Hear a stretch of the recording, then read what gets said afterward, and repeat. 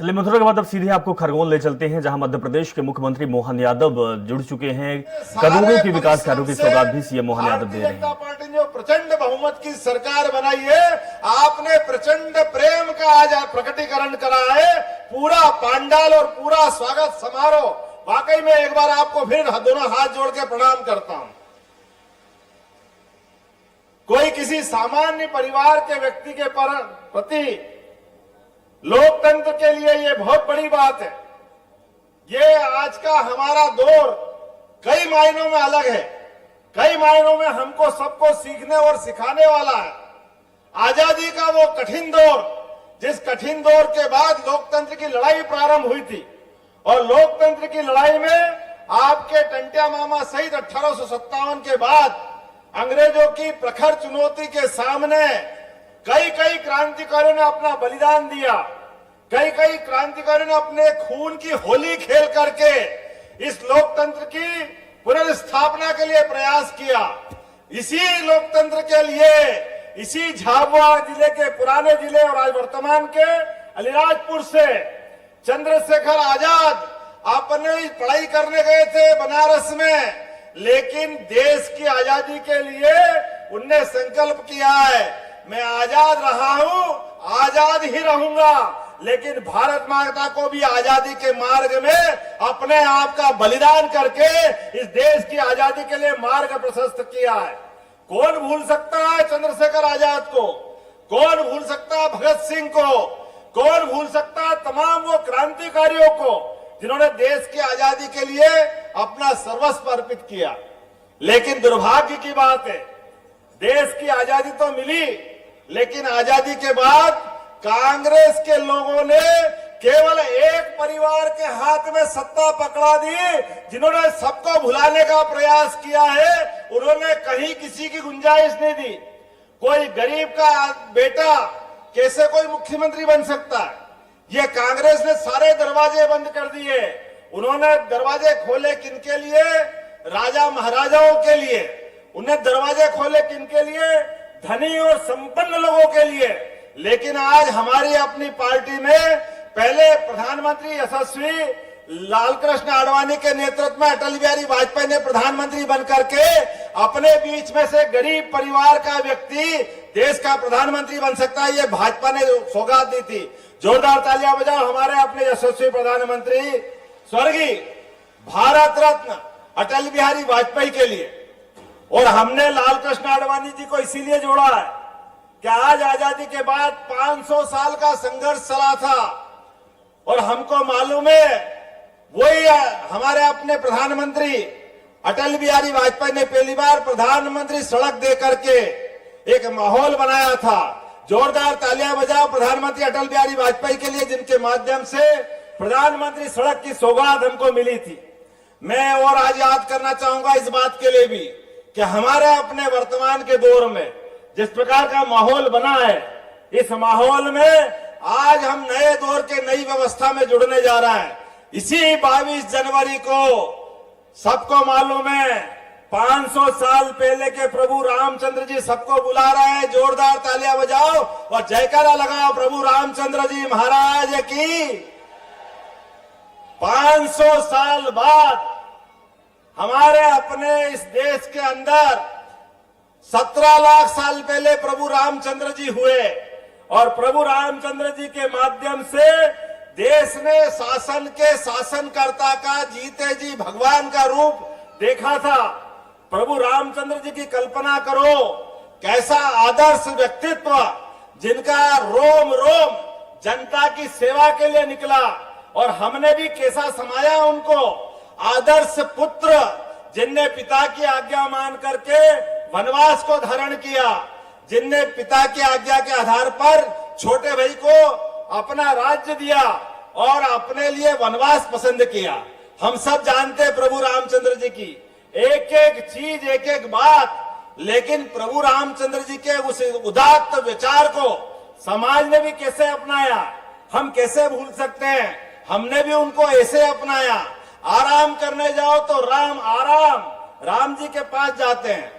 एक दूसरे का अभिनंदन करे तो राम राम, और सम्मान के साथ बोलना तो जय श्री राम, हम सब प्रभु राम जी के लिए कितना सम्मान के साथ रखते थे, लेकिन प्रभु रामचंद्र जी के मार्ग में भी दुर्भाग्य से कुछ लोगों ने अड़ंगा लगाया।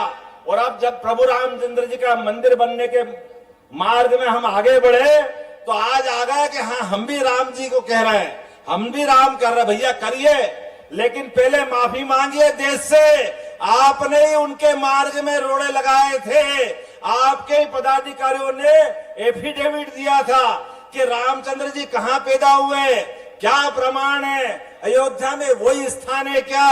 ये सारे पाप अगर किसी के माथे आते हैं तो विपक्षी दल हम सब समझ सकते हैं किसने अड़ंगे लगाए थे।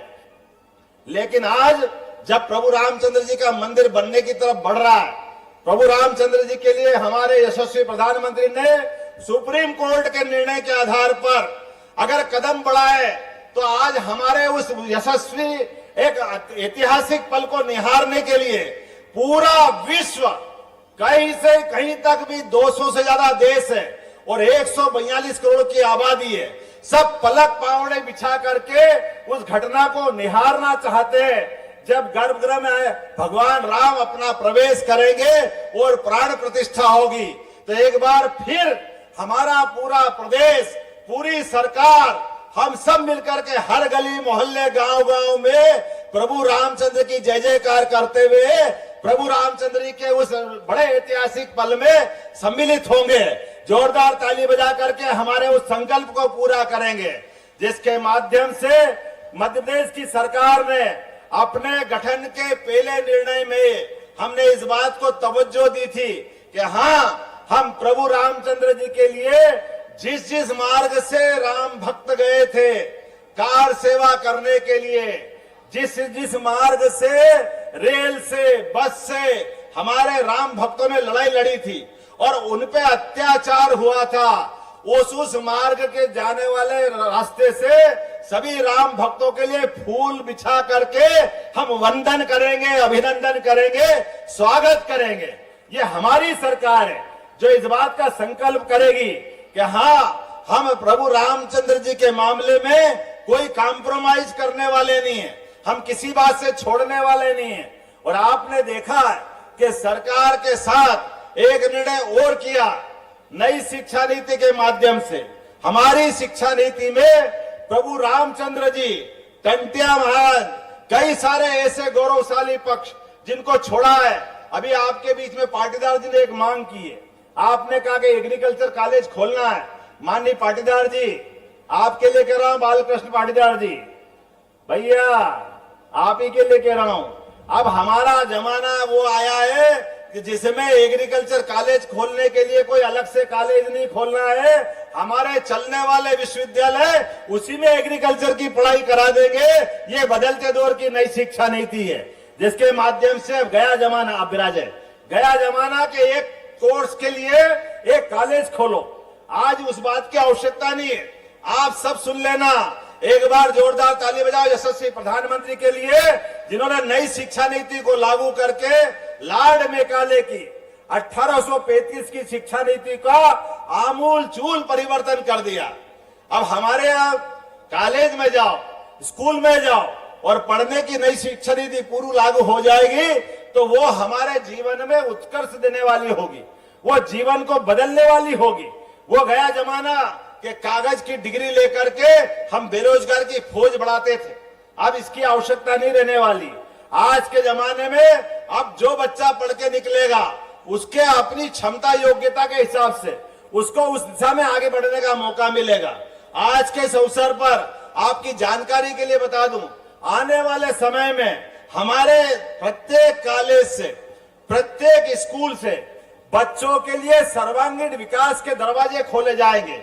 इसलिए सभी जिलों में एक एक कॉलेज जो सभी कोर्स लेके चलेगा, एक्सीलेंस कॉलेज का निर्णय भी हमने पहली कैबिनेट में किया है। वो खरगोन सहित हर जिले में एक एक कॉलेज खोला जाएगा जिसमें सारे के सारे कोर्स आपको मिलेंगे। हमारे बच्चे जिस कॉलेज में पढ़ने जाए वो अपने स्वाभिमान के साथ जीवन जीना चाहिए कि नहीं जीना चाहिए, उनकी जिंदगी में उजाला आना चाहिए कि नहीं आना चाहिए, उनके जीवन में ये केवल कागज की डिग्री का महत्व हो ये किसने सिखाया, ये सारे व्यवस्था बदलेंगे। अरे और कुछ नहीं तो अपनी खेती बाड़ी में करने वाला गांव का बच्चा भी अगर पढ़ के जाए तो उसकी पढ़ाई उसके जीवन में काम आना चाहिए। लेकिन दुर्भाग्य के साथ ये छूट रहा था। हमने सारे प्रयास किए कि वो सारे प्रबंधन हम करेंगे। आज के इस अवसर पर मैं आपके बीच में ये बात को भी कहना चाह रहा हूं। आज अपने यहाँ इसी संभाग में हमने विकेंद्रीकृत व्यवस्था के आधार पर पूरे संभाग के सभी सांसद विधायक सबको बुलाया है और हमने कहा कि शासन की योजनाओं का समीक्षा भी संभाग लेवल पे करेंगे और संभाग से जिला और जिले से विधानसभा तक प्रत्येक योजना के प्रत्येक निर्णय का पालन नीचे करने की प्रबंधन हमने किया है। इसके लिए एसीएस, एडीजी हमने सबको जोड़ा है कि आप अपने संभाग के अंदर दक्षता से काम करिए। अभी आपने देखा होगा गुना के अंदर एक यात्री बस में 13 यात्री जल के मर गए। हमने कहा ये हमारी सरकार में बर्दाश्त नहीं किया जाएगा। ऐसे किसी भी घटनाक्रम में कठोर कार्रवाई करके सरकार सभी से सख्ती के साथ निपटने में सक्षम है। हम सब मिलकर के ऐसे विकास के कई कई कामों को लेकर, और आपके बीच में तो बाबा महाकाल के महालोक के बाद अब ये सारा निर्माण इस बात के लिए लालायित है कि हमारा क्या खंडवा, क्या खरगोन, क्या बुरहानपुर, क्या बड़वानी, हमारे सारे के सारे जिले सब विकास के दरकार में धार्मिक पर्यटन को बढ़ाने के लिए भी आगे बढ़ेंगे। मैं आपको आश्वस्त करता हूं निश्चित रूप से ये सारे जिलों में विकास के लिए इस दिशा में भी ठोस कदम किया जाएगा। जो यहाँ का जनप्रतिनिधि कहेंगे वो सारी की सारी मांगे मान ली जाएगी और हम अपने यहाँ रोजगार के नए अवसर खोलेंगे। आने वाले समय में जैसे ये खंडवा की ट्रेन आपके पास आ रही है, ब्रॉडगेज लाइन, इस ब्रॉडगेज लाइन के माध्यम से मेरी अश्विनी वैष्णव जी से बात हुई।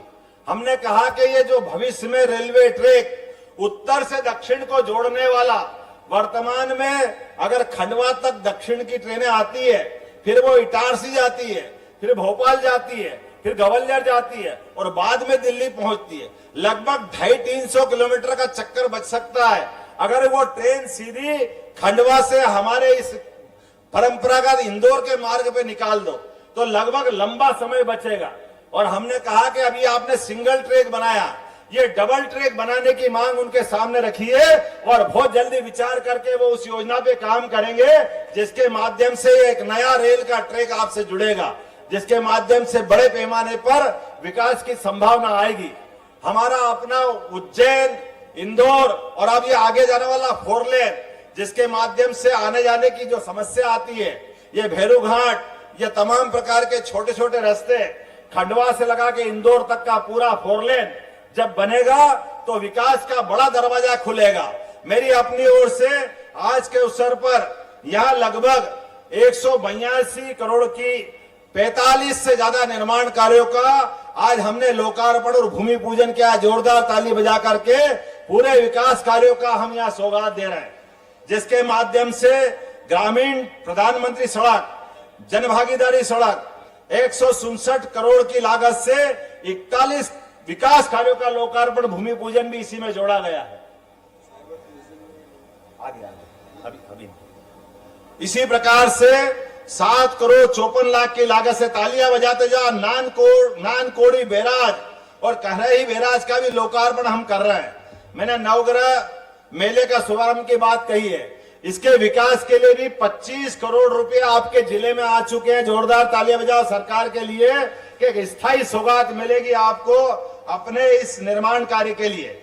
और खास बात, मैं आज आपके बीच लंबा भाषण देने तो नहीं आया था, लेकिन आपने जिस प्रकार से अपने इस प्रेम का प्रकटीकरण किया है, मैं आपको आश्वस्त कर सकता हूं हमारी अपनी ये प्रचंड बहुमत की जीत के बाद आने वाले लोकसभा चुनाव में यशस्वी प्रधानमंत्री, जोरदार ताली बजाओ यशस्वी प्रधानमंत्री मोदी जी के लिए, जिनके नेतृत्व में ये सारे के सारे विधानसभा के चुनाव अच्छे अच्छे कांग्रेस के लोगों के पता नहीं क्या क्या मंसूबे बने हुए थे। कोई खुली आंखों से देखना चाहता ही नहीं था, केवल अपना ही आंकड़ा बना लिया, ऐसे सरकार बन जाएगी, वैसे सरकार बन जाएगी, ये हो जाएगा, वो हो जाएगा। वो भूल गए कि देश के अंदर एक ऐसा नेता है जिसको पूरा विश्व मानता है। नरेंद्र मोदी जी की जनता में क्या आवाज है, ये वो भूल गए थे। सारे के सारे मंसूबे धरे रह गए, क्योंकि विकास करने वाले के साथ जनता जानना चाहती है। और इसलिए यशस्वी प्रधानमंत्री के नेतृत्व में 3-3 राज्य की प्रचंड बहुमत की सरकार बनी।